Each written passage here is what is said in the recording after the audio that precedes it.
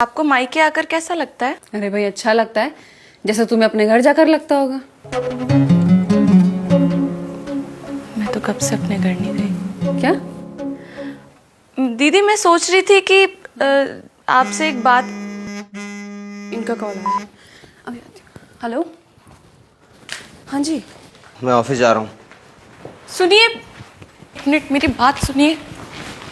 क्या है? वो मैं कह रही थी कि 2-3 दिन के लिए घर हो आती हूँ। अभी 4 महीने पहले ही तो गई थी तुम। मम्मी की तबीयत थोड़ी खराब है। तुम एक काम करो, तुम परमानेंट ही शिफ्ट हो जाओ अपने घर। यहाँ की चिंता तो तुम्हें है नहीं। आप दीदी की टिकट करवा दीजिए।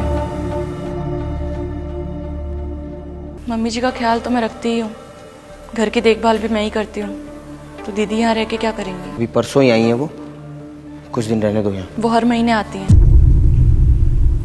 उनके ससुराल में भी तो उनकी जरूरत है ना। वहाँ उसकी ननद है, वो संभाल लेगी, रहने दो। यहाँ भी तो दीदी है। क्या कहना चाहती हो, साफ साफ बोलो। दीदी मायके से आई अपनी माँ के पास रहने, उनकी सेवा करने।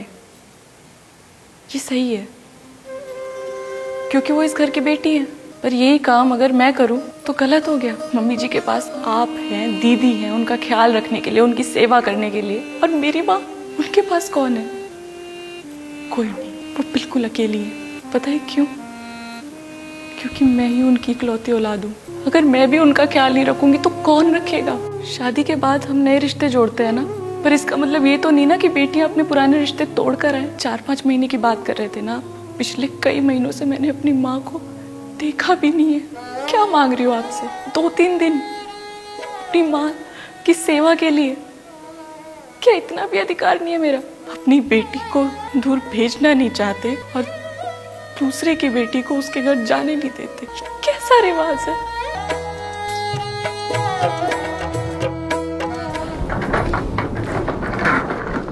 ये बैग वैग लेके कहाँ जा रही हो? ससुराल जा रही हूँ अपने। अभी परसों ही तो आए थे। सच बताऊँ तो मेरा मन भी नहीं कर रहा जाने का, लेकिन ससुराल वालों की परमिशन के बिना एक लड़की ना तो अपनी मर्जी से अपने घर आ सकती है, ना रह सकती है। ये कैसे रिश्ते हैं जिनके साथ पूरा बचपन बिताया, शादी तक साथ रहे, फिर उन्हीं से मिलने के लिए किसी दूसरे की परमिशन की ज़रूरत पड़ती है हमें। तो राधिका के साथ कभी ऐसा मत करना कि कभी उसे तेरी परमिशन की ज़रूरत पड़े।